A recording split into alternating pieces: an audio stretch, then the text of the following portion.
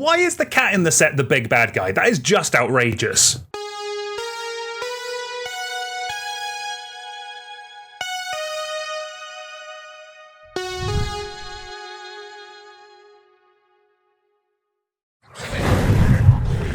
Hello everyone, welcome back to Too Sweet MTG, welcome to another Commander deck tech. We're sticking with Bloomburrow for the time being. Today we're looking at Ygra, Eater of All. It is 3 black and a green for a 6/6 legendary creature, Elemental Cat. It has Ward, Sacrifice of Food, and other creatures are food artifacts in addition to their other types, and have pay 2 and tap, sacrifice this permanent, you gain 3 life. As well as, whenever a food is put into a graveyard from the battlefield, put 2+1 counters on Ygra, Eater of All. So, Ygra is a very cool and unique commander. You don't get effects like this often in Magic. The static ability to turn all creatures, and importantly, including our opponent's creatures, into food is both flavorably fantastic for this big cat, but also incredibly strong. There are a ton of great cards that care about specifically food and artifacts, so having our whole board and all of our opponent's boards become artifacts means we can use them as a resource. It also makes every creature on the board weak to artifact-based removal, because they will in fact be artifacts, which is another really strong upside of this commander. That will all mean that this is going to be an artifact deck with a food subtheme. It won't be a full-on food deck because we don't need to run as many food makers because we have Ygra ready in the command zone. But we will run a lot of food payoff cards, as those will still work with Ygra, as it'll make all of our creatures food. What that translates to is that this will be a more creature-dense deck than most. And also remember that whenever we talk about cards that care about food, because Ygra makes the rest of our creatures food, we can count them towards that. In terms of our game plan, it's all pretty straightforward. Early in the game, we're going to want to put as many food and artifact tokens onto the board as possible. This could be from food token makers, or it could be from creature token makers, because when Ygra comes out, it'll turn any creatures we have in play into food artifacts, which helps buff that number up. In the mid-game, we'll be using those artifacts and tokens that we've made as a resource to help either ramp us further ahead or draw us some cards. These will help us continue to make a bigger and bigger board state as we draw towards one of our win conditions. In this deck, those win conditions will either be things that drain out our opponents when an artifact goes to the graveyard, it could be ways of boosting up our creature's power, and we even have a couple of spicy combos for you as well. Before we jump in further, a quick note on how this video will work. In this series, we don't give fixed deck lists, rather we give the categories and how many cards in each that the deck needs to work. We'll then give you a bunch of options for you to choose from in those categories, so you can really make this deck work for you and your budget. Any card we mention will be down in the description below. While you're there, please consider giving the video a like. Our first section is our token makers. This is here to make us more food for Ygra. The tokens we want to make will either be food themselves, or token creatures that will become food when the big kitty comes out to play. First up, we have a card that does a little bit of everything in this deck in Welcome to Sweettooth. It makes us a creature, it makes us a food, then it makes a creature a bigger threat. It does everything that we want. You then have a card like Tireless Provisioner, which has landfall, make a food. Great at stocking up the shelves with food turn after turn. Then we have a card like Rapacious Guest, which makes us food if we deal combat damage to a player, and then gets massive if we sack those food or the creatures that become food later on. Then if you just want a cheap creature that makes you 2 food on 1 body, you have a card like Vinereap Mentor. It's not fancy, but it is about 15p and will do a great job in the deck. We then have an old standard favourite here with Cauldron Familiar and Witch's Oven. A really nice little engine that are great together, but being honest, really solid options apart as well. When they're in play, we can loop that cat for all it's worth, while draining out our opponents and making some food. They'll both be awesome. Then you have a card like Hazel's Brewmaster. This can make us a food on enter or attack by letting us exile a card from any graveyard. The added graveyard hate is honestly very nice, but where it gets better is it lets our food gain the activated abilities of all creatures exiled with it. There's definitely some combo application here, but base level, just exile a land of our elves, and now all of our food and all of our creatures that Ygra makes food now tap for a green. The possibilities with this are honestly endless. Keeping it Squirrel themed next with Chatterfang Squirrel General. This basically doubles up all of our tokens, as whenever we make a token, we get that, plus an additional squirrel. It's great with all these token makers that we have in the deck, and then the added removal of the bottom ability is nice upside as well. Changing up the artifact tokens a little bit next with Pitiless Plunderer. This turns any of our creatures that die into a treasure token. While it doesn't synergize too much with the food side of the deck, we'll have plenty of cards that care about artifacts and tokens in general, and the extra ramp is always going to be really nice anyway. To finish off this section, we have some dedicated creature token makers. Cards like Scute Swarm, Compy Swarm, Mycoloth, Tendershoot Dryad and Avenger of Zendikar are all great at putting a bunch of bodies onto the board. And then remember, when Ygra comes out, they'll all turn into food, making us an immense feast for all of our food and artifact payoffs. Next up is our card draw section, and like with most decks, we're looking for somewhere between 8 to 12 bits here. First up, we have cards like Savvy Hunter, Peregrin Took, and Greta Sweettooth Scourge. These are the sacrifice foods to draw us cards. These are honestly pretty solid without Ygra in play, but when it is in play, turning all of our little sapling tokens into card draw will just be fantastic. Peregrin Took might actually be one of the best cards in the deck as well, as it also makes us a bunch of food whenever one of our other tokens comes into play. You then have a card like Trail of Crumbs, which comes in, makes us a food, and then whenever we sack a food, we can pay a generic to get some more card advantage. We have a strapping young lad next with Bristlebud Farmer. This comes in, makes us 2 food, and then when it attacks we can sack a food to mill 3 cards. We then get to put a permanent from among those cards into our hand. As a lot of this deck is going to be creatures and lands, think of it like a brainstorm but in Golgari. Because we're making all those tokens, you also have to consider a card like Idol of Oblivion. Basically, this guarantees that we get to draw an extra card every turn. You then have Braids Arisen Nightmare. This is an awesome card in the deck, as it lets us sacrifice a permanent on our end step, and then for each player that doesn't do the same, they lose life, and we get to draw a card.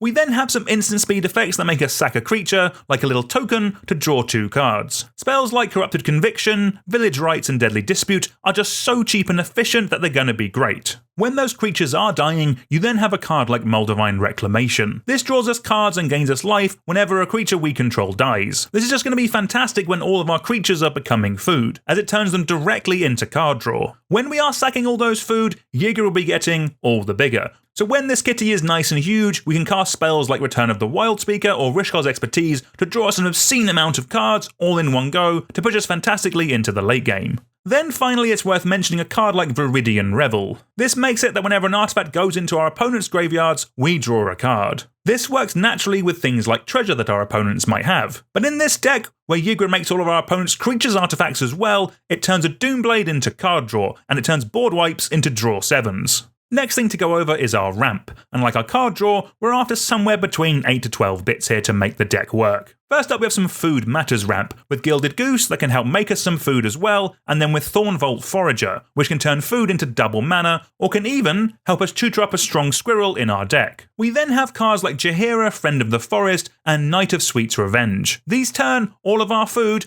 be it actual food tokens or regular creatures with Ygra in play, into mana dorks. The fact that Knight of Sweet's Revenge is also a win con by possibly making our whole board huge is doubly great. You then have Nuka-Cola Vending Machine. This not only makes us bonus food tokens every turn, but whenever we sacrifice a food, we make a treasure token, ready for us to use next turn to ramp us ahead. We then have Diligent Farmhand and Secura Tribuilder. These ramp us ahead by sacrificing themselves and going getting a land out of our deck. But when we have Ygra in play, there will also be food, so they'll trigger all of our things that care when we sacrifice food and artifacts. Like for example, Eleanor Gardener. This comes in, it makes us food, and then at the end of turn, if we sacrificed a food, we get to go and tutor for a land and put it into play. For a similar effect that can't be board wiped, we have some rampant growth effects. Very solid in the deck, especially cards like Nature's Law and 3 Visits, which can go and get non-basic lands as well. And then finally, because we are after a lot of creatures in this deck, primarily because we want them to become food, we can top up this section with a bunch of tasty mana dorks to help ramp us ahead even further. Next up is our interaction section, and here we're looking for at least 10 bits so we can muck up our opponent's plans. First up, let's talk thematic. Because Ygra makes all creatures in play artifacts, we can look at cards that remove them. We have effects on creatures with cards like Cankerbloom, that itself can sacrifice itself to trigger our Food Matters cards, or we have a card like Manglehorn, which comes in, can remove a creature with Ygra out,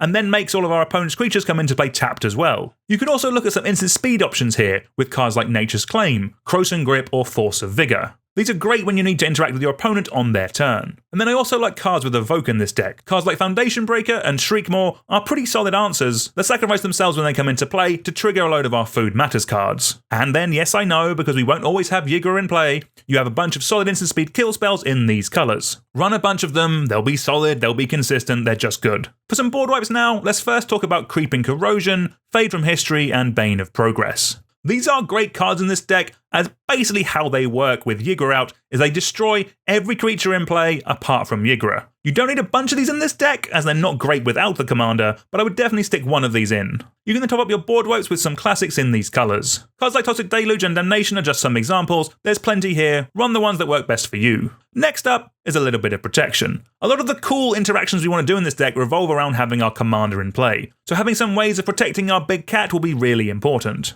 First up, thematically, we have Guillaume, Master Chef. This firstly helps at the deck by making us some food tokens at our end step equal to the number of non-token creatures we've had entered this turn. That alone is honestly great, but then just for a single mana, we can sack a food or one of our creatures if the commander is out to give any creature we want indestructible until end of turn. We then have two cards that I'm finding myself playing more and more nowadays, with Malakir Rebirth and Revitalizing Repast. They both let our commander dodge a removal spell, while also being lands if we ever need to hit our land drops early game. And then you have cards like Heroic Intervention, which are very good at protecting our whole board from a Wrath. Next up is some Recursion. As we're in the colours for it, we might as well run some cool ways of bringing back some things from our graveyard. First up, we have Osteomancer Adept. This is a great little squirrel that lets us tap and sack a food to be able to recast any creatures that we want until end of turn. This is fantastic late game at just letting us rebuild our entire board state after a Wrath. We then have Lich Knight's Conquest. With the commander out, this lets us cash in some dorky creatures or tokens to bring back a whole board of real creatures to get us back into the game. We then have classic creatures that can bring cards back to our hand, with things like Eternal Witness. It being on a creature is exactly what this deck wants, as once we've got the effect, it's just going to be food. Okay, so we have the base of the deck, let's go over some dedicated ways of us winning the game. First up, we have some drain effects. These cards are all awesome as they trigger off artifacts going to the graveyard. Disciple of the Vault and Marionette Master only pings one opponent at a time. You then have the Modern Horizons-ified version of this effect with Marionette Apprentice, and while it only pings off of our artifacts or creatures dying, it does ping every opponent all at the same time. These are all fantastic ways of bringing down our opponent's life totals nice and low. In a similar vein, we then have Mirkwood Bats. This pings each opponent for a life whenever we create or sacrifice a token. This being on the way in and on the way out is honestly just phenomenal, and if our opponents don't kill the bat on sight, it's going to do so much damage over the course of a game. We then have a couple of bonus sacrifice outlets. While our commander makes all our creatures work with our food-only sacrifice outlets, running cards like Visceracid just helps out with some deck smoothing, and Warren Soul Trader to turn our creatures into bonus treasure. If you've ever played an Aristocrat deck before, you'll know being able to control when your creatures are dying is very important. Talking of sacking things, we then have a card like Mazarek Cruel Death Priest. This makes all of our creatures bigger whenever a player sacrifices a permanent, like for example, one of our tokens or one of our many foods. Another cool way of turning food into a win con is with Pippin, Warden of Isengard. This not only makes food itself, but also it lets us sack any 4 food to overrun all of our creatures to make them a scary threat. Changing it up a bit, we then have a card like Fangrang Marauder. With all the bonus food that our commander turns everything into, it means whenever any creature dies, we'll gain 5 life. Honestly, one board wipe with this and our commander in play will gain us so much life it'll almost be impossible to lose. A slightly meaner win con next with Kill Switch. What this does is basically taps down every creature every turn for as long as Ygra is in play. It is really miserable for our opponents, but it will help us win the game at least. Next up, we're going to go over some cool win cons that Ygra opens up with its interesting ability. First up, we have Cybermen Squadron. With this and Ygra in play, it basically gives all of our non-legendary creatures Myriad, which is always a really fun way of winning a game of Commander. We then have Displaced Dinosaurs, and yes, I know it's expensive, but with this and Ygra out, it makes every creature or token we make afterwards a 7/7. And, 7/7s are known to win games of Magic. Then finally, let's talk about some combos. They basically all revolve around Experimental Confectioner or Camellia the Seed Miser. If you have either of them, Ygra, a sack outlet, and a bonus creature around, you're about to go pretty much infinite. Because the creature you're going to sack is also a food, when it is sacked, the Confectioner sees a food dying. So you then make a rat token. That rat is also a food, which you can then sack to loop the whole thing. That is pretty snazzy. The Confectioner also goes infinite with Peregrin Took. As long as you have 3 food in play, you sack the 3 food, the Confectioner makes you 3 rat tokens, Pippin sees those tokens and makes you 3 food. Effectively with this, you're drawing your whole deck, making a bunch of tokens, it's just great. Rounding off the deck with our lands now, and in general it's best to run somewhere between 34 and 38 lands in any command deck. In terms of utility lands, we can firstly look at cards like Gingerbread Cabin, Restless Cottage, and the Shire. These are lands that all in some way make us food, which obviously the deck loves. And because there is a chance our commander could get really big with all that food sacking, you can look at running cards like Rogue's Passage, Shizo Death's Storehouse, and Tower of the Magistrate. These basically mean we can get through for a cheeky commander damage win. We then have a couple of MDFCs that we can run. Disciple of Freyles is some great bonus card draw, and then Fell the Profane is a great bonus removal spell, while also importantly being lands that can come into play untapped.